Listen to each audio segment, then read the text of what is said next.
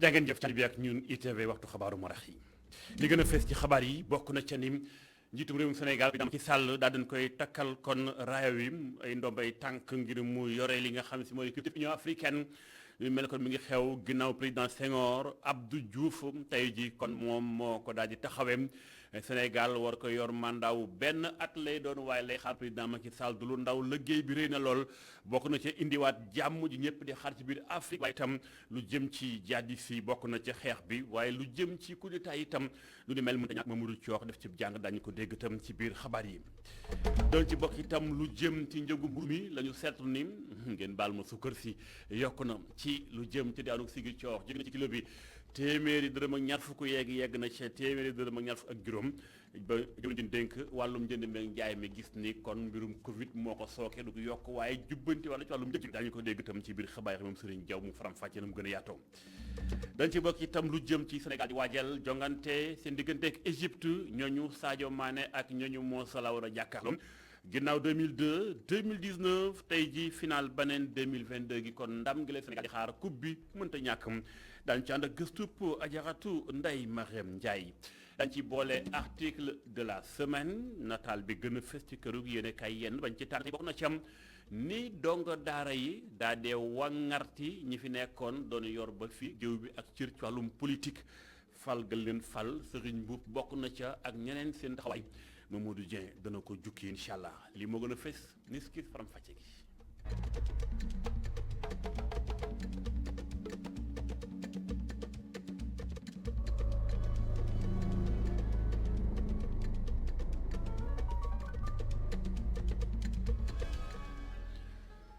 sant leen gërëm leen ci ànd bi ITV faram fàcce xabaaru marax yi ñu koy tàmbalee ci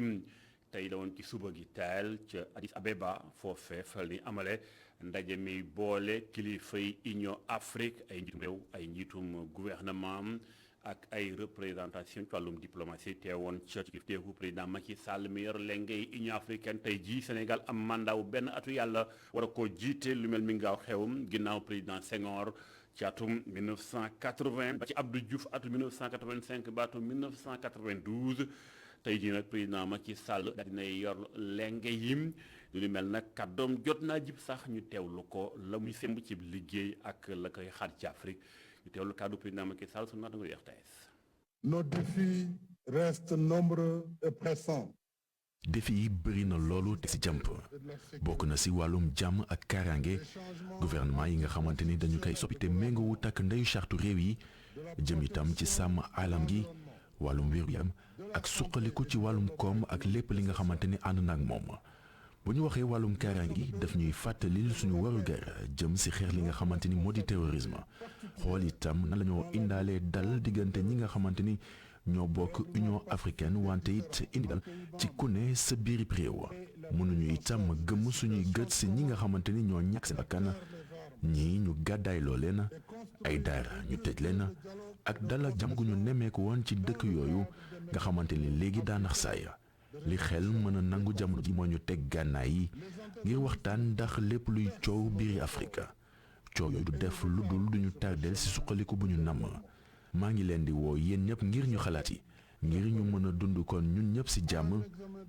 lépp nag ngir gën a jox bopp mbir yi nga xamante ni moo jàmp jamono ji. Mieux nous consacrer aux autres urgences qui nous préoccupent.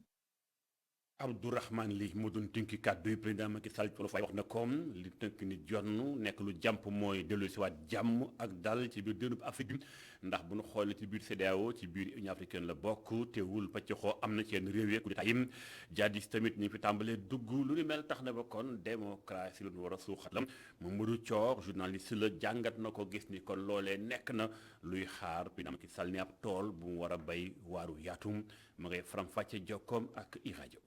njiitu réew Macky Sall dafa sooxeeku ci Afrique sowu jant boo xam ne at yi ñu weesu wala weer yi ñu weesu daanaka coup d'état yi dafa taxarnaat ko loolu faw mu càmbar ko xool lan moo ko indi parce que loolu du neen te loolu problème de gouvernance la c'est-à-dire est-ce que nit ñi luñ leen fale ba pare mate nañ li ñu doon parce que loolu aussi ak problème mu troisième mandat yi nga xam ne indi na coow li donc loolu di loo xam ne faw mu xool lan moo ko indi parce que loo mënti wax CEDEAO doon na mbootaay boo xam ne si boo ko méngal yeneen mbootaay yi mbootaay bu am solo la boo xam xam ne li ko firndeel sax mooy carte d'identité yow nga xam ne ñun waa Sénégal am nañ donc ci wàllu woowu faw mu xar ci tànk tubéyam xool ci wàllu gouvernance lan lañ ci mën a def ba gën a méngoog jamono parce que tey boo jiitee réew boo xam ne ndaw ñi ñoo ci ëpp ndaw ñi dañuy yeewu duñ la bàyyi nga def loo xam ne peut-être lu la neex loolu faw mu bàyyi bu baax a Union africaine liñ koy gën a ŋàññee mooy que ne du Union africaine des peuples maanaam du askan bi moo tax ñu jóg te loolu fi mooy que ne boo xoolee am na parlement maanaam genre assemblée nationale bu Union africaine fi ñuy wax ak yow amul président daanaka amul benn doole assemblée boobu te loolu foofu la askan bi di wone seen bopp parce que pencu ndaw réew mi lañ wax te pencu boobu doxul daanaka te loolu dañ ko war a jox gëdd bi waat wàllu extrémisme bi parce que loolu sax di gouvernance la bokk boo xoolee li xew ci Mali ak li xew Burkina ñuy def coup d'état jëlee fa Ibrahima Boubacar Keïta ak Roch Christian Kaboré parce que dañ leen a fal yaakaaroon ci ñoom ne bu ñu ñëwee ci mbir moomu dinañ ci xar seen tànk bay ñu nemmeeku ne def nañ daanaka kii juróom-benn at kii juróom-ñaari at mel ni ñu tële te li ma doon wax sànq boo jiitee réew moo xam ne ay ndaw ñoo ci nekk ndaw yoo xam ne dañoo yàqamti bu dee yow dafa mel ni kàkkataan nga mel boo moytuwul dañ lay teggi teg la fële comme ni ñu ko defee ñaar ñoo kàdduk Mouhamadou Thior gis ne lenn ci ay coup d'état li koy sooke mooy tendee fal bu ñeni fal di tendee fal ñàkk wa nekk njaflax ci liggéey bi ci nag kii ni kët ni jonn moom lu ni taxaw tem moo koy fàcc jokkoom ak iradio xabaar yi wéy bis ni tey la woon juróomi fan ci weeru février atum 2021 ba tey ji kon atum lëm boobu ak léegi plainte jiboon di ay tuuma jóge ci Adji Raby Sarr dal ci kaw njiitu Pastef Ousmane Sonko ba mu jur la mu jur ba fii tey mars ak yëngu-yëngu ya fukki nit ak ñeent ñàkkoon seen bakkan jàngatkat bi ak sàmmkatu doomu aadama sàmmkatu àq doomu aadama di Alassane Seck ni lu ko jaaxal la ndax ba léegi ay tënk-tënk am na ba yoon mënta tinkeeku ba war a mën a àtte mbir yu ni mel ca ba léegi njëriñ xam bin moom it ma ngi faram fàcce gëstoom jokkoom ak Abdourahmane Ly. Oui, c'est vrai qu'on constate que ça traîne. On constate que ça fait une année, comme vous l'avez dit. Bon, c'est vrai qu'une procédure judiciaire, son temps, c'est pas le temps du citoyen ordinaire comme toi et moi. On peut le constater. C'est vrai qu'il y a eu beaucoup de changements. ma nga noone lu su mën a seetlu la gis nañ ne ay soppeeku bari na kàddug Alassane Seck doon toj ci kàllaam ak français dañ dikkaat léegi bala xibaar yi jeex jombul waaye lu ci mën doon dégg ngeen ko ci xabaaru digg bëccëg bi ci na mu gën a yaatoo xabaar yi woy lii mi ngi soxal conférence de presse bi nga xam te ni bii ay avocat ñoo ko amal ca Thiès ñu ngi waxtaani mbirum élection locale toll nañ ci war a waajal installation wu président ak seen i conseil municipal wala lu mu ci mën di doon ba ci conseil départementaux yi moo tax seen i avocat ni ñoom ak lu mën di xew am na lu nemmeeku ci ñàkk tegu ci yoon ca Thiès loolu sax ñi ngi sàkku ni nañu annulé yenn wot yi nañ ko neenal dëppul ak yoon jalgati moo ci am ak jàdd yoon lu mel moo tax dañ ci xus ci faram fàcceek Isidore Alexandre Sène. benn ayu bés ginnaaw bi ñu génnee résultat nëgëndiku yi tukkee ci li nga xam ne moo di mbañ gàcce yi ci élection municipale ak départementale yi pulu avocat coalition And Siggil Thiès def nañu jàkkaarloo ak taskatu xibaar yi ngir indi ay leeral ci recours bi nga xam ne de jot nañ ko déposé ngir ñu annuler vote bi ci centre Kabassal nekk ci commune bu Thiès Est ci quartier bi di R100. loi bi dafa wax ne bureau de vote 8 heures lay ubbi tëj 18 heures loolu c'est clair. mais principe la d'accord principe la mën nañ ko proroger préfet bi gouverneur wala sous-préfet mën na yokk bureau vote yi pour dimbale électeurs yi ñu voter normalement mais attention c'est important li may wax ni mais booba day fekk préfet bi génne benn arrêté préfectoral ba pare ñu affiche ko ci buntu bureau de vote bi yi nga xam ne suñu recours foofu la porté amu fa te lu may wax ni inventé wuñu ko amuñu notification préfet ñoo ko defal seen bopp teg ko wéeruñu ko fekk def fa lu leen neex façon tappale bu leen neex. du centre de vote Kabassal rek moom moo am lii di irrégularité. jour scrutin bi 18 heures passé mais ku nekk xamoon na ne Ablaye Dièye moo gagné booba nag ça se comprend booba ngeen démobiliser wu def seen caravane di wane ne yéen a gagné loolu moom seen affaire la affaire politique noonu la ñoom ñu profité ci loolu def jëf ji ñaaw ji may wax ñu def ko foofu lañ fondé suñu recours foofu lañ ko teg dañ ko teg ci lu leer. mu yëkkati benn kayit bi nga xam ne ab constat huissier de justice la. inventé ko huissier de justice moo ko constaté procès verbal d'huissier de justice baa ngi nii sama loxo huissier de justice moo constaté ci procès boobu bureau de vote yi la sukkandiku constaté ni ñuy yokkee bureau de vote sant boobu nga xam ne ça polarise à peu près ay 16 bureaux de vote. avocat yi layool waa coalition de Siggil Thiès jàpp nañ ne ci cappaandawu recours bi nga xam ne de jot nañ ko déposé ci tribunal bi dinañu am ndam bu leer waaye laata loolee ñu ngay ñaan ñenn ñi ñu bàyyi waa justice ñu liggéey ci seen teyu bàkkaan. Isidore Alexandre Sène moo doon topp mbirum Benno ci Thiès googe Siggil Thiès kon ak seeni jafe-jafe xabaar yi wéy di si wàcc ci mbirum Ousmane Sonko ak Adji Sarr fàttali lu mënta ñàkk la at ci tey boobaak léegi la mu jur ca ba léegi ay nit ñàkkoon seen bakkan mbir mi di tendeefal ci kanamu yoon Alassane Seck ma nga koy jàngat moom muy sàmm ak doomu aadama ca bokk ci kuréel yu mag yi dox ci wàllu guddi mel ba tey ñu teewlu ko jokkoom ak Abdourahmane Ly. li fi changement yu am ci diggante bi ndax juge bi yore woon dossier bi le juge Tamba Sall ndeysaan doyen bi yàlla daf ko jël ci temps yi le passé mu nekk lu xam ne aussi am na ay modification ci cabinet yi am ñu ko déplacé ak ñu remplacé ak ñu affecté feneen loolu lépp mën na jaxase mbir ba mu xaw a yeex mooy lu jaxasoo lool ndax dafa bëri yoo xam ne dafa wax yéen ci dégg xawul jubul daal jubul ci ci xalaat ci xel rek te loolu xel mën a nangu donc dañ ciy jaaxle daal ne daal dossier bi am na naam politique am na aussi leneen donc ñun dañuy teey bañ a gaawantu di jox ay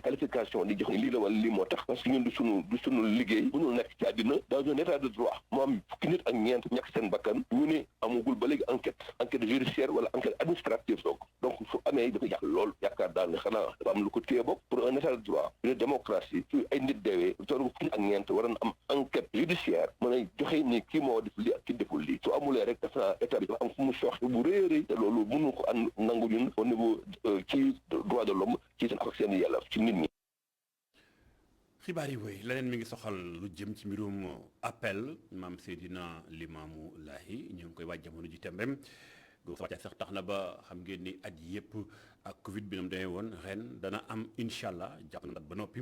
waxtaan it am na muy téeméer bi ak ñeent fukkeel bi ak ñaari appel ñu war koo màggal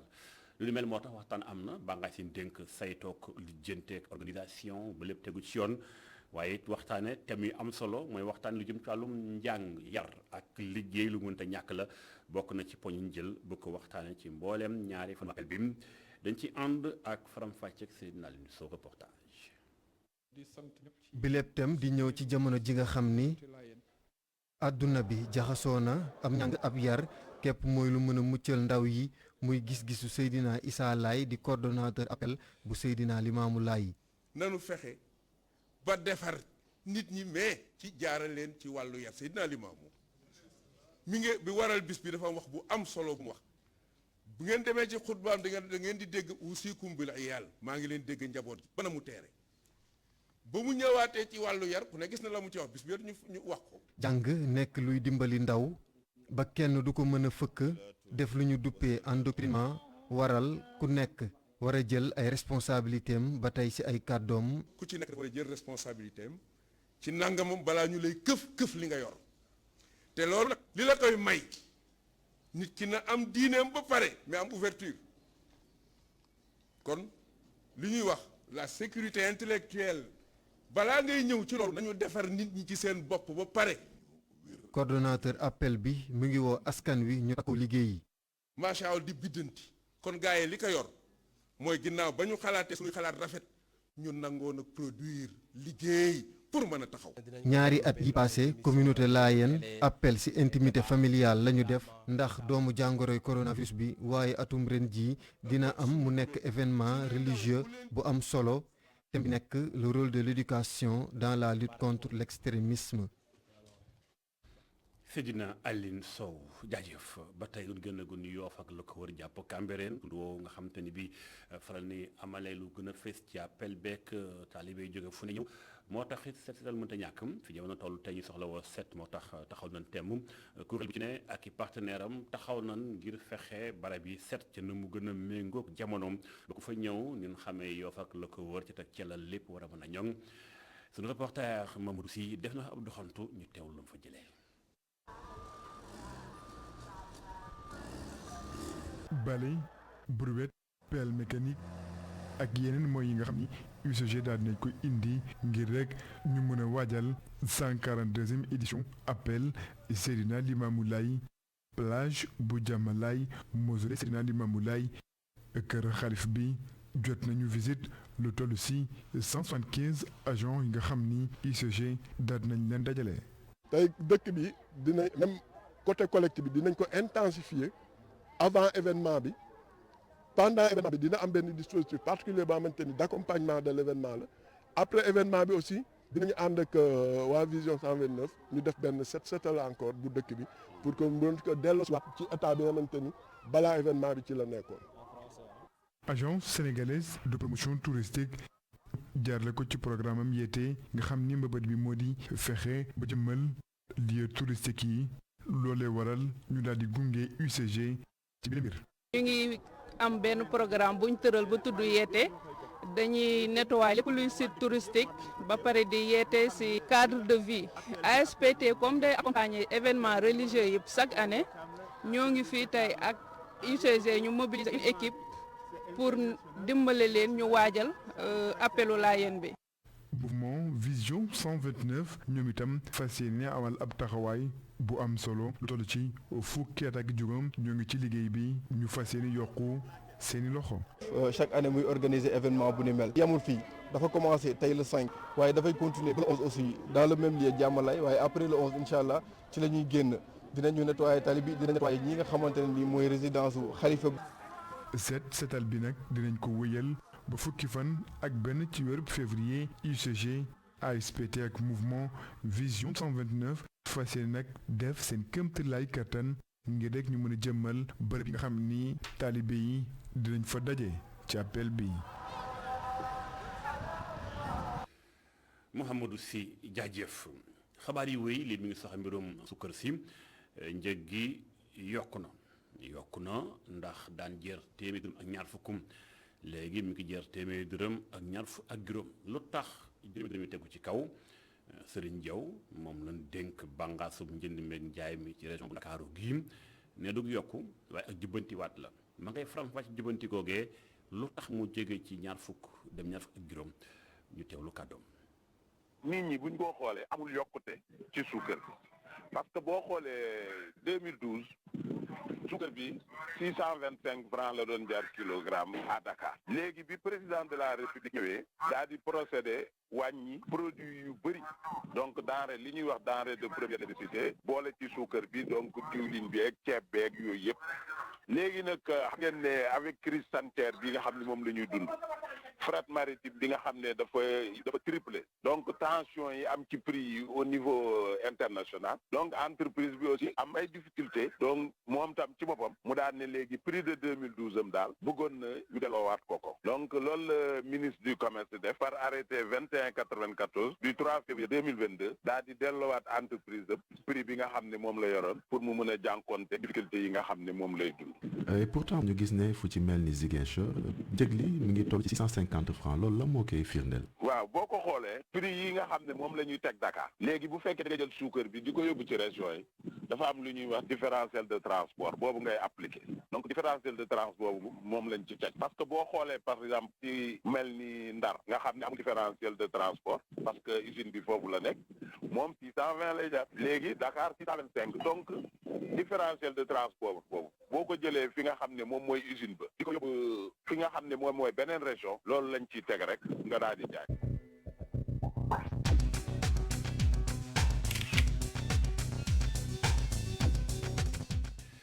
yegg nañ ci nataalu ay bis bi Abdourahmane li di ñu xam ne kenn kook ab chauffeuru taxi la yàgg na ca yëngu ëpp ñaar fukki at mi ngi nii ay atam li ko manqué juróom-ñett fukk lu néew la xel dem ci taxi compteur yu yàgg ya ak ñëwaatam ak fàttaliku ba loolu lépp mu ñuy xamale jëm jooji mooy kan ñu ànd ak Abdourahmane lii. Abdoulaye Ka moo ngi jot ci taxi wam bu njëkk ci atum 1998 muy ab woto particulier balaa mu kaa def ab taxi muy daamar woo nga xamante ni rakkam moo ko jaayoon. bon maa ngi ko jëndee woon lan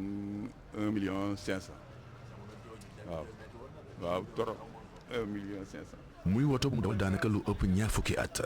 tey jii mu lax juróom-ñaar fukki at ak juróom-ñaar ay nawlem wóolu ko tabb ko ngir mu nekk leen njiitalu garage taximan yi fii ci hôpital Abass Ndao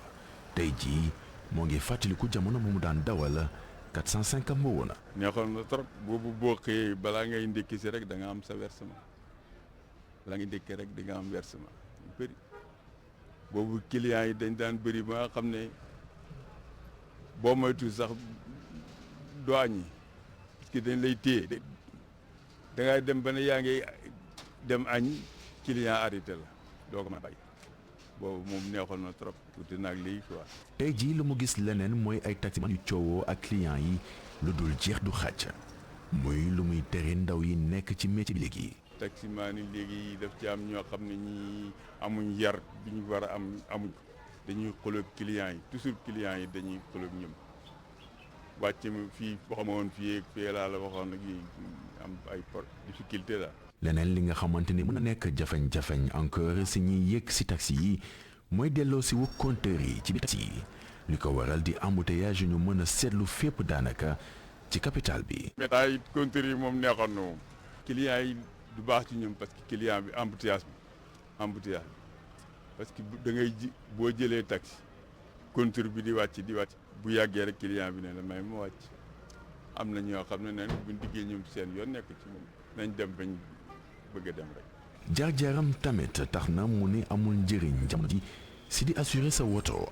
ay taximan yu bëri war nañu ginnaaw seeni woto wa nga xamante ni kon daa am choc xaw a yàqu ndaxte assureurs yi respecté wuñu lii di seeni engagement bu ñu sukkandikoo si moom. waaw assurance moom itam gars yi loolu moom ñu ngi koy jooy bu baax a baax a baax léegi-léeg dañuy mbëkk sa oto ba pare duñ la fay da nga cee daw ba sonn doo jot sa xaalis duñ defar sa oto waaw ñu ko mënoon a wàññi daal ak di dimbale taximan yi di leen dimbale loolu moom lu baax la. leneen li nga xamante ni narul arrangé liggéeyu taximan yi moo di TER bi ak projet wu BRT bi nga xamante ni liggéey waa ngi wëy loolee bir na Abdoulaye Ka waaye nag mi ngi woon ndaw ñi suñu nangu lii di progrès maanaam ni jamono di doxee. am na ñoo xam ne ñu ngi commencé jooy naan tere bi te àddina nag day dox ah àddina day dox bu gëlee bële pare itam day gën a baax rek ci clients yi dem ak a ñëw fi ne nii gars yi doon jël fii taxi di dem kii wàññeeku na baax a baax waaw ah lu baax ci réew mi. boo ko xoolee du la jox mu ko ay atama njiital ab garage bi daanaka comme ab ndaw moo ngi woo ndaw yooyu sax si jox bopp bu baax lii di yar mu jàpp ni ku ko amul si liggéey bi daanaka sa liggéey dina tàggatémbe lu bëri. Abdourahmane Li jaajëf ñu daal di song kon xabaaru bitim réew di ko tàmbale ci lu soxal li nga xam mooy suñu dëkkandoo ya ca Addis Abeba ndax xam nga ne président Macky Sall ma ko foon waaye bitim réew lu bari jël nañu ko toj ca faram-fàcce ca ñu ngi wax ni fi ñu toll nii tembe moom ki nga xam ne rek Etienne Tshisekedi kam fi bàyyi ni doom di Félix Tshisekedi moom la Tshisekedi moo daal di jël lenge yi kon jox ko président Macky Sall muy mandat benn at bu Sénégal am waaye nag buñ sukkandiku suñu naatangoo yu RFI mi ñuy xamal jamono ji tembe foofee waxtaan nañ ci lu bari rawatina luy soxal bam li nga xam mooy Israël taxawaayam en tant que superviseur kuy ñëw rek taxaw mbir yaak nekk ca lan moo war a doon cëru Israël ci wàllu guni mel waaye itam waxtaan nañ lu soxal li nga xam rek moo jëm ci lenn ni ay xeetum coup d'état ak terrorisme lu di mel nag moo tax ñi nga xam si mooy kilifa yi ngànk Union africaine ñi kilifa def président Macky Sall ñi ngi wax ni xaw ñu boolee doole yi xàccandoo dóorandoo gën a tàggat suñu ay soldat ba nu gën a xarañ ci wàllu guni mel ngir nag ñu daal di mën a gën a def kem kàttan ba war a maanaam daal di aar sunu ay réew lu jëm ci wàllum coup d'état yi tamit wax nañ ca lu yaatoo yaatu ñi ngi dem ñoom RFI ñi ngi naan ñu fi tambe dañoo war a gën a waxtaan ba gën a sàmm sunu démocratie gën a itam di def njaflax ci liggéey bi la ca aju nu ni mel sax lan ko daal di tojee ba ci nga xam si moo di dis ko defa jibi yëpp ku ci ne jàpp nga ni waxtaan ak lu mënta ñàkk la waaye itam ay sanctions yi nga xam te ne bi jot na am sa yow def ko ci ay réew yu seen ay soldats foqal bi nguur dëggal nañu ko ko foofee ni lu mënta ñàkk la dañoo bëgg a sàmm li nga xam mooy démocratie ndax ku ci ne dafa am rôle bu war a jouer ñi def politique ba ñu fal leen nañuy respecté seen ay mandat ak seen i engagement yi ñu ci mën a def waaye itam ku ci ne sa mission soldat bi ca caserne ak aar kaaraange réew mi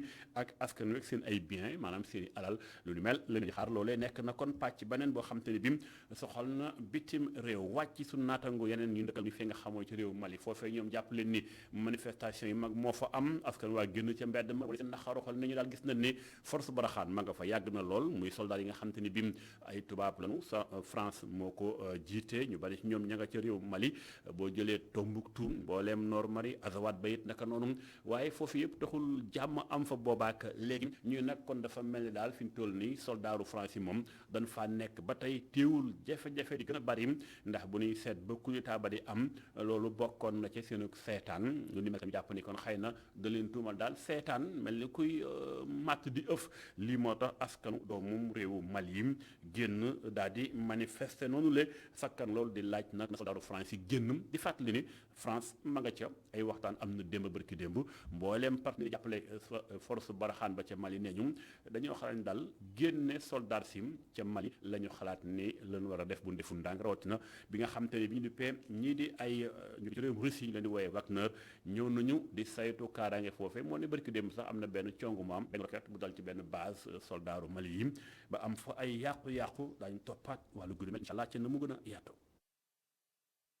ñu daal di song beneen pàcc xam ngeen ni ñu ngi ci wàllum tàggat yaram gi dañ ci daal di sóobu wax nag fi ñu toll nii sunu gaynde yaa ngi waajal seen jàkkaarloo ak waa Égypte ginnaaw quart de finale yenu romb ak demi-finale yi kon ëllëg la ko ñëpp di xaar bu 19h jotee sàng sax seetaan ngeen ko ak sunu envoyé spéciaux yi nekkal fi nga xam mooy ca diwaanu Cameroun Babacar Ndaw Faye fa fàcce na ko Aliou Cissé def na sàng conférence de presse nee na xelam dal na waaye nag ànd ak faru weer péng loolu lépp la koy ànd ak mooy tàggatu gi moo tax suba tey ci gaynde yi dañoo tàggatu dañ ci ànd ak faram fàcce ak Cheikh Diop.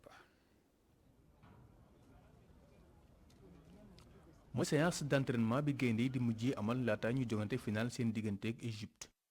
ci fukki simili ak juróom yi nga xam ne jox nañ ko taskatu xibaar yi annexe A bu stade Olimbe fekk na délégué taskatu xibaaru Sénégal waaye it yu bàyyi ko yeneen réew ngir xool finaliste yi. Aliou Cissé jamono yi mën naa sukkandiku ci équipe bi yépp ndax ñépp ñëw nañ mu di séance boo xam ne ñu ngi ko tàmbalee ci benn échauffement wër terrain bi laataa ñuy amal ay pass seen diggante ci kanamu adjoint Aliou Cissé bi di Régis Bogar laataa moom moomee sax mu leen di wax ñu yëkkati tànk yi. Aliou Cissé ngir joŋante bi mën naa sukkandiku ci équipe bam bi yépp kenn manqué wul ngir jàkkaarloog waa Égypte ci défense bi moom duñu fa yaakaar coppite ña fa daan ñëw rek ñoo fay nekk boo moytuwul waaye ci milieu terrain bi moom mën na faa am. bu dee Aliou Cissé daa bëgg rek xeex ngir nangu milieu terrain boobu mën naa sukkandiku ci Cheikhou Kouyaté waaye bu dee daa soxla kuy jëmale jeu bi ca kanam Papa Alassane Gueye mën na ko faa wuutu loolu lépp ñu ngi koy amalit ci wetu Gana Gueye ak Nampalys Mendy ci attaque bi Sadio Mané ak Famara Gueye ñoom dinañu ñëwaat waaye ci wetu ndeyjoor gi Aliou Cissé mën naa sax tànte kii di Ismaïla Sarr donte ne ba mu ñëwee ba léegi amal na ay dugg yu am solo diggante Sénégal Guinée équatoriale ak Burkina Faso waaye boobu ba léegi tàmbaliwul benn jongante Sénégal di amal ñetteelu finalam bu CAN ci taarixam ci diggante ak Égypte lay doon dinañ ko amal dimanche ji juróom benn fan ci weeru février ci stade Olimbe bu fukki waxtu ak juróom-ñeent jotee. jaajëf Cheikh Diop Babacar Ndiaye Serigne Saliou Deme ak Babacar Ndaw Faye ak Jeeba lii sàng la woon ni motagul sax 1 heure de temps ñoom bi tàggatoo ba noppi moom sunu gaynde yooyu le di waajal seen jongante ak ñi nga xamoo di waa Égypte fekk na Égypte googee sax Sénégal xam na ko Mo Salah ñoom ak Sadio Mané bokk benn équipe de Liverpool moo taxit kon xeex bi faaw mu tàng faaw mu tar Sénégal nag du guléet muy dem ci final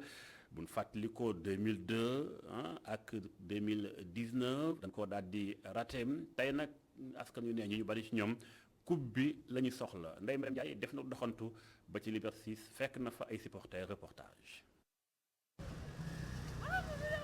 ñu ngi ci 2 voies Liberté 6 waxtu wi nag waxtu wàcc la ci daara yu bare yu fi nekk looloo waral la xumbute bi fi am.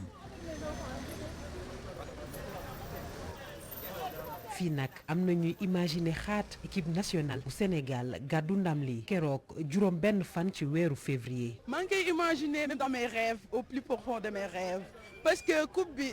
dafa neex ci xol say mbokku gaynde dem say patriote dem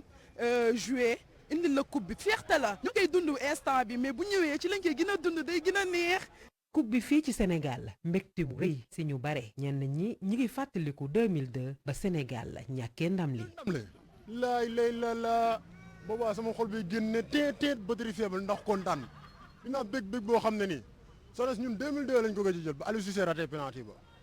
muy raté penalty ba maa ngi nekk xale bu ndaw sol xolo mooy fariga sama yaay moom la ma jëndaloon quoi mooy fariga ay buñ ko jëlee tey buñ ko jëlee daf ko yittewoo. waa ji am juróom fukki at moom jàpp na ne dal rekk la nar a àndal ndax yaakaar yu tas yu mu dund ak équipe bi ay at si ginnaaw. noonu ko dund ak bànneex bu rëy nag enfin dinañu nooy daal mais bon xëy na léegi la ko yàlla dogal alhamdulilah bu ñu dundee ba fekkee lu nu mel danañ ko jël donc ak dal ak vraiment ngërmande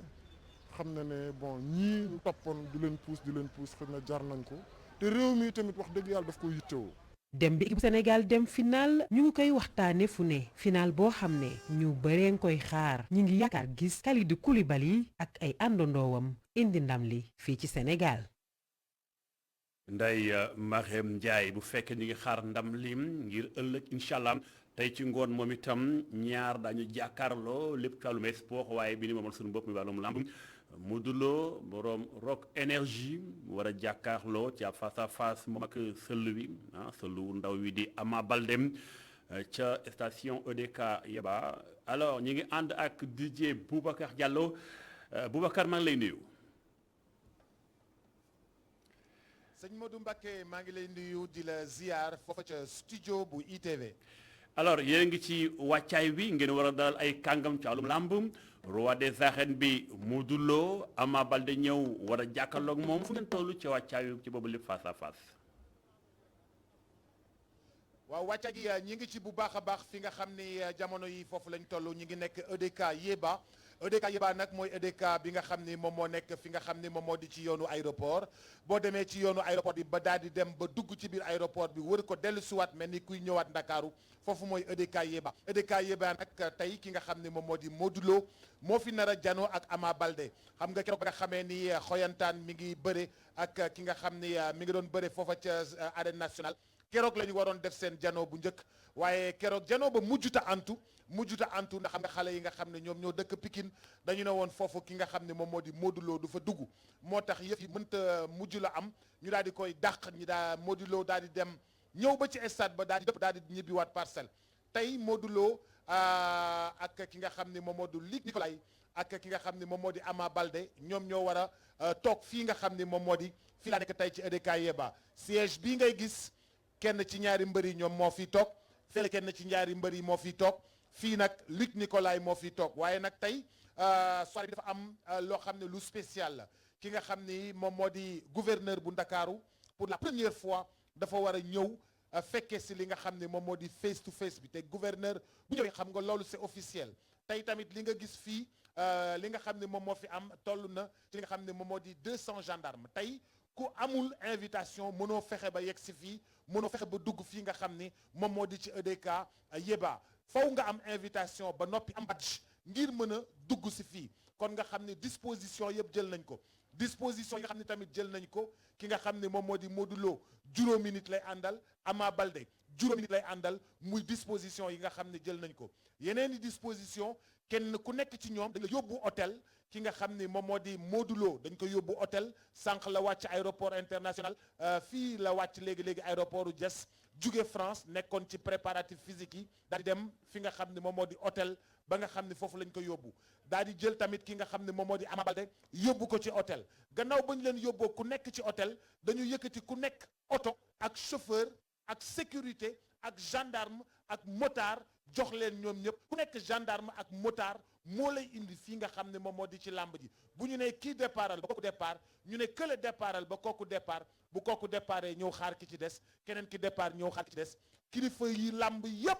daañu ñëw CNG ñëw ñi nga xam ne invité nañ ñëw EDK nag moom moo woote EDK nag dafa am loo xam ni daf ko defal sénégalais yi tey ci guddi incha allah bu 21h45 jotee 22h en direct sur plusieurs chaînes de télévision aussi en direct sur ITV daañu leen may li nga xam ne moom moo di face to face Modou Lo Ama Baldé tey nag dafa am tambour major boo xam ne mi ngi jóge ba Mbour xam nga Luc Nicolaï waa Mbour la tambour major boobu nag la indaale bu ko defee gars yi daal di lay sàjjil tuuti rek balaa ngay tëj journal bi comme journal en wolof la mënta ñàkki xiin mënta ñàkki ndënd bismillah gars yi ñu daal di am lu ñu def rek nga daal di am avant goût tey jii ci guddi li nar a am aja bismillah waa Mbour.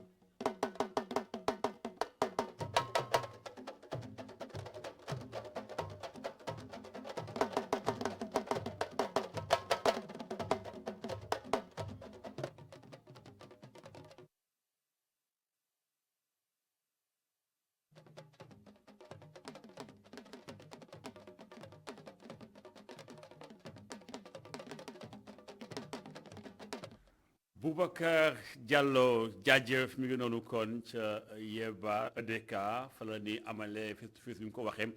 kon da ngeen di wéy ànd ak ITV ndax luñ ci ump incha allah suñuy équipe ña nga fa Alaaji Ngeen Jaañ ma nga fa Boubacar Diallo ak ñoom ànd incha allah ngir jox leen boobu lee face à face muy combat bu ñëpp di xaar Luc Nicolaï ak ñam ci ànd ak ko jox sant leen gërëm leen ci ànd ak ba ngeen ITV lii moo tëj xabaaru marax yim ñu bàyyi nag bloc d'information bi incha allah mu doxal ba ci kanam Cheikh na fa la ci ganam naa fi teew incha allah xaaju guddi 0 heure jukki xabaar lay doon ba ci kanam jaa ngeen jëf